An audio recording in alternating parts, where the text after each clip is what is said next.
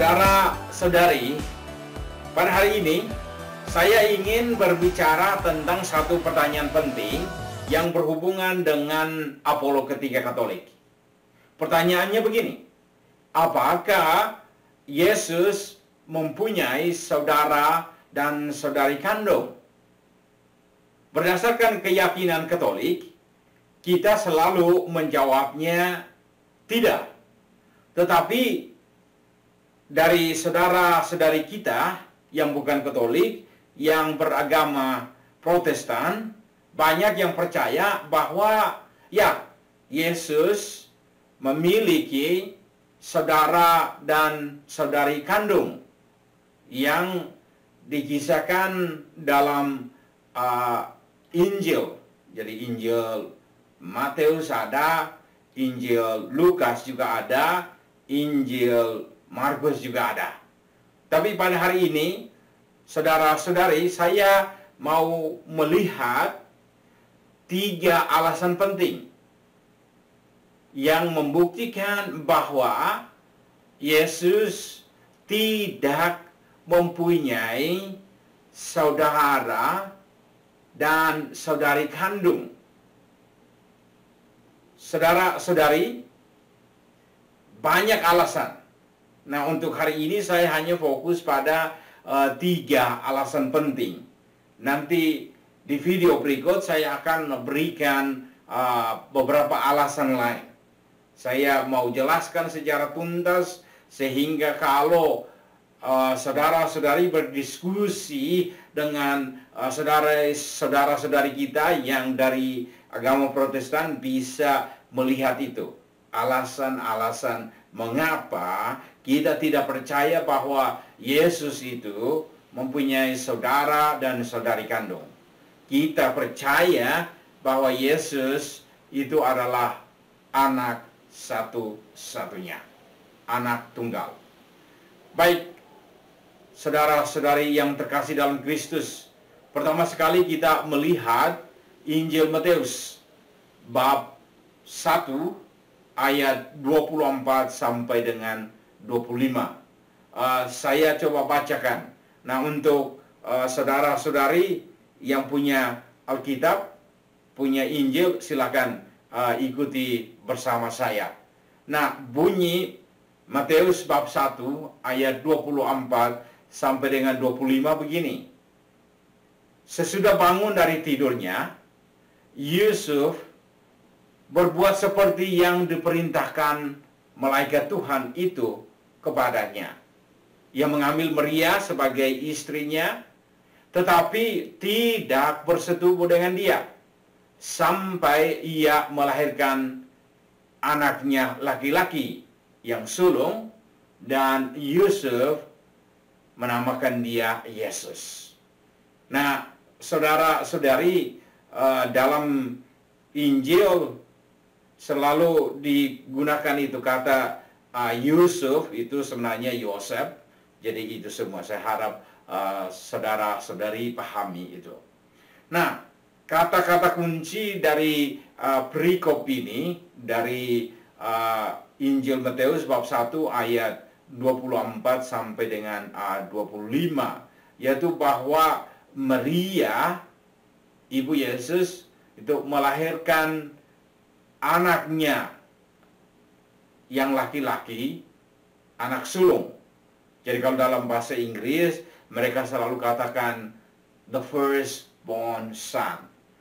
Jadi untuk saudara-saudari yang bukan Katolik, yang beragama Protestan, jujur saja saya tidak mengeneralisasi. Saya tidak katakan bahwa semua orang-orang Protestan itu percaya ini, karena ada yang orang-orang Protestan yang tidak percaya bahwa Yesus itu memiliki saudara-saudari kandung. Mereka percaya bahwa Yesus itu adalah anak satu-satunya.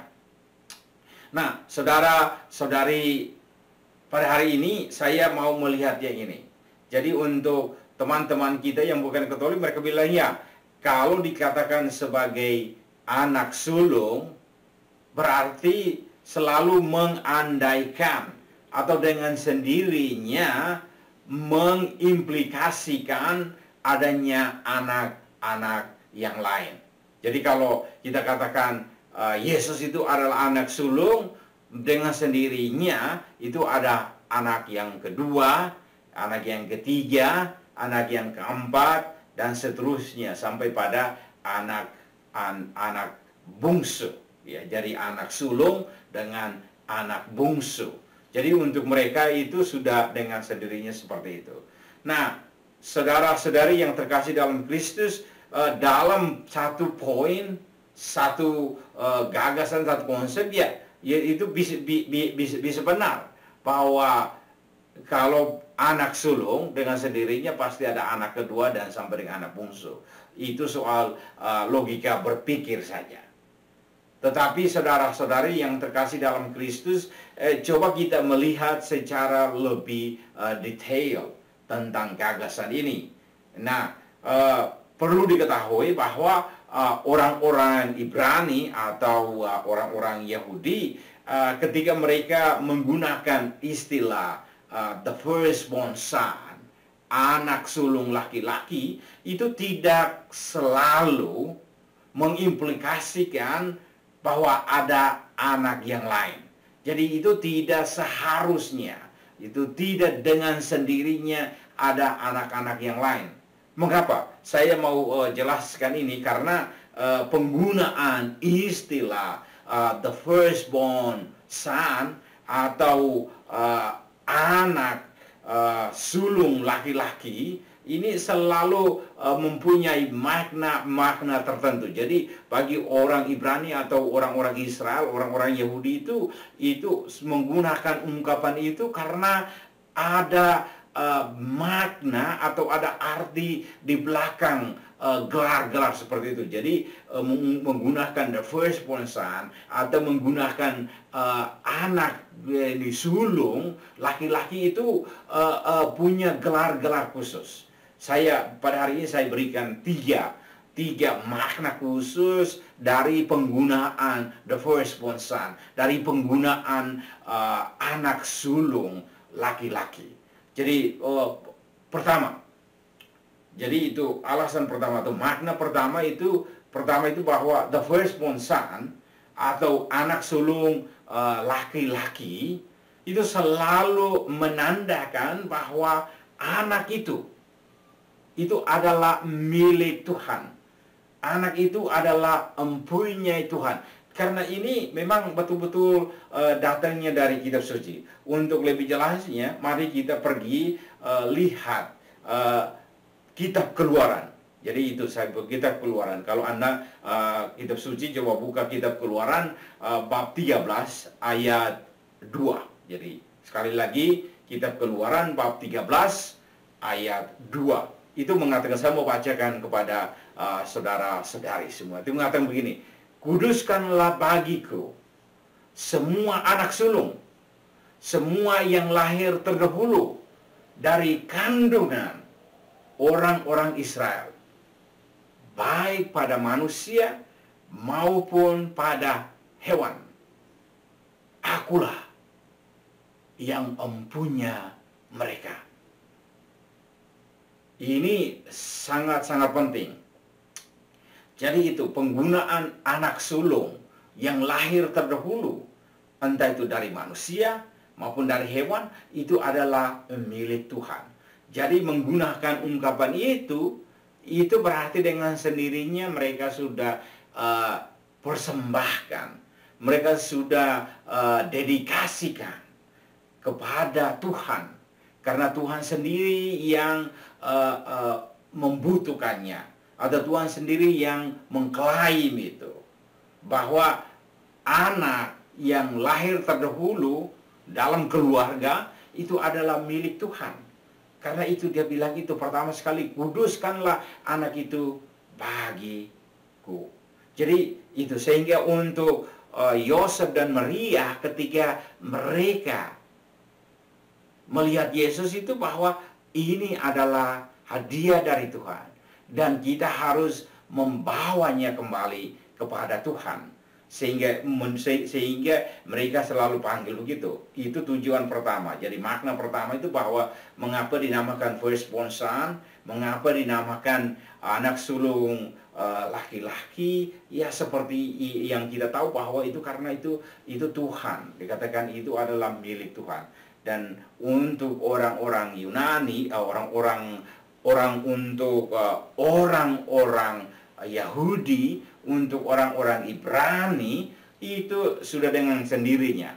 Mereka tahu bahwa anak yang lahir terdahulu adalah milik Tuhan. Jadi itu makna pertama, mengapa mereka menggunakan istilah the firstborn son, anak sulung laki-laki. Jadi itu yang pertama. Nah, yang kedua, the firstborn son adalah anak sulung laki-laki, itu selalu menunjukkan pada kedudukan atau posisi istimewa. Jadi itu posisi istimewa. Posisi istimewa dalam hal apa saja. Yang terutama itu dalam hal urusan keluarga, dalam urusan sosial. Jadi anak sulung itu punya gelar itu, dia punya kedudukan istimewa, sehingga orang selalu dalam urusan keluarga, dalam urusan sosial, itu selalu orang membutuhkan anak sulung. Anak sulung itulah yang punya hak, punya kedudukan, punya posisi untuk membicarakan sesuatu mengatasnamai seluruh anggota keluarga, adik-adiknya, segala macam seperti itu. Jadi itu makna yang kedua itu, bahwa punya posisi atau kedudukan yang istimewa, sehingga anak sulung itu. Jadi dibilang ya anak sulung, berarti untuk urusan sosial, urusan rumah tangga, urusan keluarga itu selalu akan diwakili oleh anak sulung. Nah, itu makna yang kedua. Nah, makna yang ketiga, the firstborn son atau anak sulung laki-laki itu mempunyai hak istimewa dalam urusan harta warisan.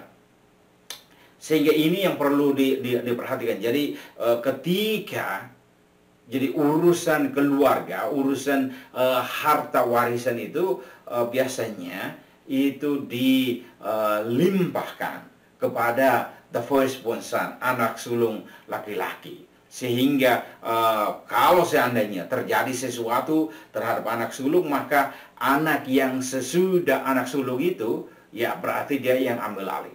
Nah, itu semua. Sekarang saudara-saudara sekalian, saya harap Anda mengerti itu mengapa ini penggunaan anak sulung laki-laki atau the firstborn son. Itu tiga makna tadi.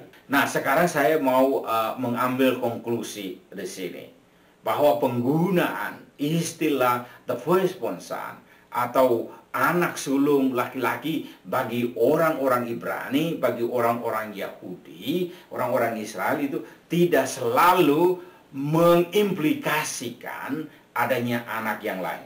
Jadi untuk Yesus sendiri ketika menggunakan panggilan atau menggunakan gelar itu, Yesus sebagai the firstborn son, sebagai anak sulung laki-laki, itu untuk orang-orang Israel, untuk orang-orang Yahudi, orang-orang Ibrani itu tidak selamanya harus punya anak yang kedua, anak yang ketiga, anak yang keempat sampai dengan anak yang bungsu.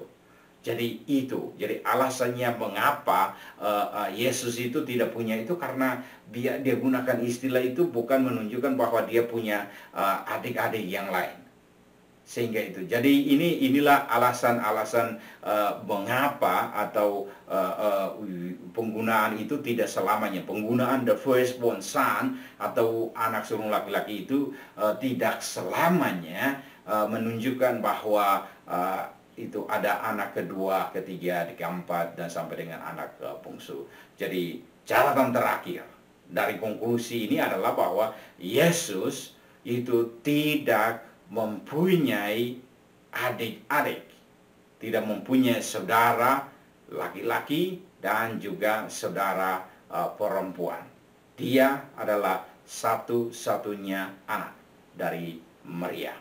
Jadi itu alasan yang pertama. Nah, saudara-saudari, sekarang kita memasuki atau beranjak ke poin yang kedua untuk menunjukkan bahwa Yesus itu adalah anak tunggal, anak satu-satunya, yaitu dari Maria, dari saudara-saudara sekalian. Karena seringkali saudara-saudari kita Protestan selalu kembali dengan ayat-ayat kitab suci, dan ayat-ayat kitab suci yang mereka gunakan untuk menunjukkan bahwa ya, kitab suci mengatakan itu Maria itu punya anak-anak yang lain. Yesus punya saudara dan saudari kandung, yaitu seperti yang dikatakan dalam kitab suci. Dan ayat kitab suci yang mereka kutip pertama itu dari Injil Matius bab 13 ayat 54 sampai dengan 56. Saya mau bacakan ini untuk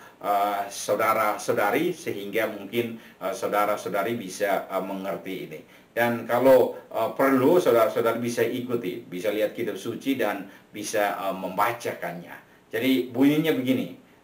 Jadi Injil Matius bab 13 ayat 54 sampai dengan 56 mengatakan demikian. Setibanya di tempat asalnya, Yesus mengajar orang-orang di situ, di rumah ibadat mereka. Maka takjublah mereka dan berkata, dari mana diperolehnya hikmat itu dan kuasa untuk mengadakan mujizat-mujizat itu? Bukankah ia ini anak tukang kayu? Bukankah ibunya bernama Maria? Dan saudara-saudaranya Yakobus, Yusuf, Simon, dan Yudas. Dan bukankah saudara-saudaranya perempuan semuanya ada bersama kita? Jadi dari mana diperolehnya semuanya itu? Jadi saudara-saudari inilah bunyi Injil Matius bab 13 ayat 54 sampai dengan 56. Kita coba melihatnya secara lebih detail, akan kita gunakan itu. Tapi sekarang saya coba memasukkan lagi satu ayat, yaitu dari Injil Markus bab 6 ayat 3, yang bunyinya begini, saya mau bacakan. Bukankah ia ini tukang kayu, anak Maria, saudaranya Yakobus, Yoses, Yudas, dan Simon? Dan bukankah saudara-saudaranya yang perempuan ada bersama kita? Lalu mereka kecewa dan mereka menolak dia. Jadi saudari, dua perikop ini tadi, pertama dari Injil Matius bab 13 ayat 54 sampai dengan 56. Itu mengatakan bahwa Yesus itu paling kurang mempunyai 4 saudara, ya. 4 saudara. Saya gunakan 4 saudara itu, pertama adalah Yakobus, Yusuf, Simon, dan Yudas. Nah, kemudian dikatakan bahwa saudara-saudaranya yang perempuan, tidak sebut berapa banyak, tapi banyak tradisi mereka bilang mereka gunakan ya paling kurang 2 orang. Jadi itu Yesus. Jadi kalau dari perikop-perikop ini, 2 perikop ini, itu mengatakan bahwa Yesus itu memiliki 4 saudara laki-laki dan 2 saudara perempuan. Jadi itu secara yang itu. Nah, apakah kalau berdasarkan seperti ini, apakah benar? Nah, saudara-saudari yang terkasih, saya akan menjelaskan lebih lanjut. Hari ini saya hanya fokus perhatian pada bahwa 2 perikop ini, dan saya mau melihat 2 perikop ini berdasarkan konteks kitab suci. Yaitu pertama, berdasarkan 2 perikop ini, itu hanya dikatakan bahwa saudara Yesus, saudara Yesus yang laki-laki, saudara Yesus yang perempuan. Nah, catatan pertama, kita tidak bisa katakan ya itu adalah saudara-saudari Yesus. Mengapa? Karena kalau dilihat secara logis itu dari semua Injil, dari semua perjanjian baru tidak pernah menggunakan ungkapan-ungkapan seperti ini. Pertama, tidak pernah katakan bahwa itu adalah anak-anak Maria. Dalam perjanjian baru seluruhnya bisa dilihat. Semua ungkapan itu tidak pernah mengatakan bahwa anak-anak Maria. Tidak pernah bahwa anak-anak Maria yang laki-laki, tidak gunakan anak-anak Maria yang perempuan. Semuanya itu hanya ungkapan bahwa saudara-saudara Yesus. Saudara-saudara Yesus yang laki-laki, saudara-saudara Yesus yang perempuan. Tidak pernah gunakan istilah bahwa anak-anak Maria. Atau tidak digunakan istilah bahwa anak-anak ibu Yesus. Kalau anak-anak ibu Yesus berarti kita tahu bahwa ya Maria punya anak-anak yang lain. Kalau Maria punya anak-anak yang lain, dengan sendirinya Yesus mempunyai saudara-saudari kandung. Jadi itu logikanya. Jadi coba lihat seluruh kitab suci. Tidak pernah mengungkapkan semuanya itu. Jadi tidak pernah mengungkapkan bahwa anak-anak Maria atau anak-anak ibu Yesus. Jadi itu alasan yang pertama. Jadi kita lihat semua ini mungkin ini anak-anak orang lain. Mungkin yang dikatakan saudara-saudari ini mungkin saudara-saudari sepupu. Tapi saya akan jelaskan di kali berikut, di video berikut. Kita melihat siapa-siapa orang-orang ini. Orang-orang ini apa betul-betul anak-anak Maria atau mungkin anak-anak orang lain, tapi dipanggil, dinamakan atau dikatakan kepada Yesus sebagai saudara-saudara Yesus, saudara-saudari Yesus. Jadi itu kita akan lihat di kali berikut. Nah, berdasarkan Injil yang tadi, perikop tadi, 2 perikop tadi itu bahwa ya itu nama-nama itu. Yesus punya punya saudara-saudari, tapi tidak dikatakan bahwa itu anak-anak Maria. Oke? Jadi itu yang pertama. Nah, yang kedua, kita lihat Injil perikop lain, yaitu Injil Lukas bab 2 ayat 41 sampai dengan 51. Ini dilukiskan tentang bagaimana tiap-tiap tahun orang tua Yesus, Maria dan Yosef itu bersama Yesus pergi ke Yerusalem untuk menghadiri perayaan Paskah. Tiap-tiap tahun. Dan peristiwa yang dikisahkan di Injil Lukas bab 2 ayat 41 sampai dengan 51 itu tentang waktu Yesus berumur 12 tahun. Waktu bapak orang tuanya Maria dan Yosef itu kembali ke Nazaret, ternyata Yesus tertinggal di Yerusalem. Dan karena dia sedang berbincang-bincang dengan para ahli-ahli Taurat. Jadi itu semua sehingga menemukannya itu. Nah, yang saya mau katakan di sini, jadi itu tiap-tiap tahun. Tapi tidak pernah dikisahkan bahwa Maria dan Yosef itu punya anak-anak yang lain. Jadi bayangkan, Yesus berumur 12 tahun. Dan ini mereka itu berarti adik-adiknya itu masih kecil. Di mana mereka? Itu siapa yang perhatikan kalau katakan, oh dia punya adik salah satunya itu Yakobus, Yusuf, Simon dan Yudas. Tapi siapa yang perhatikan mereka? Tidak dikisahkan. Tidak pernah dikatakan bahwa itu anak-anak Maria. Oh itu berhubungan dengan Yesus. Bahwa itu adik-adik Yesus. Jadi tidak pernah dikatakan adik-adik Yesus, tapi hanya dikatakan saudara Yesus yang laki-laki, saudara-saudara Yesus yang perempuan. Jadi itu saya mau ungkapannya itu. Jadi sekali lagi saya mau katakan bahwa itu tidak pernah dilibatkan. Jadi bagaimana kalau anak-anak kecil ditinggalkan kepada siapa? Biasanya kalau dalam perayaan-perayaan seperti itu semua keluarga pergi. Jadi mereka tidak dilibatkan. Nah, ini yang di sini tidak masuk akal, tidak logis karena tidak mungkin mereka itu ditinggalkan sendirian begitu. Apalagi Anda kalau sudah pergi di tanah suci di Israel itu sudah melihat bahwa perjalanan dari Nazaret ke Yerusalem itu jauh sekali. Nah, itu jauh sekali, dan perjalanan waktu itu biasanya jalan kaki atau pakai keledai. Jadi semua tidak gampang, dan itu butuh waktu. Bagaimana mereka itu ditinggalkan sendirian, tidak ada orang yang jaga. Jadi itu yang saya katakan alasan ini. Tapi saudara-saudari, saya akan berikan alasan semua itu di video-video berikut. Pada hari ini saya hanya memberikan 3 alasan. Saya harap 3 alasan ini bisa membantu Anda untuk melihat bahwa kita sebagai orang Katolik yakin sekali bahwa Yesus itu adalah anak satu-satunya. Dia tidak punya saudara dan saudari kandung.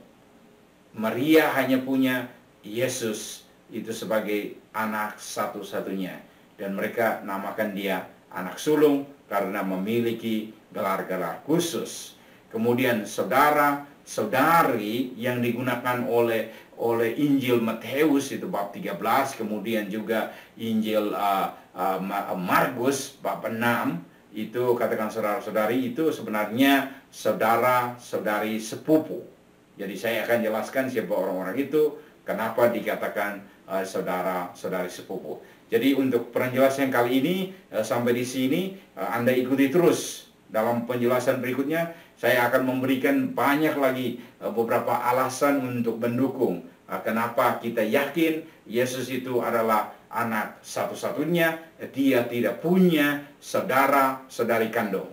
Terima kasih untuk waktunya, dan saya minta bantuan untuk Anda supaya subscribe. Kalau Anda yang sudah subscribe, tidak perlu lagi. Yang Anda hanya butuh adalah like dan share.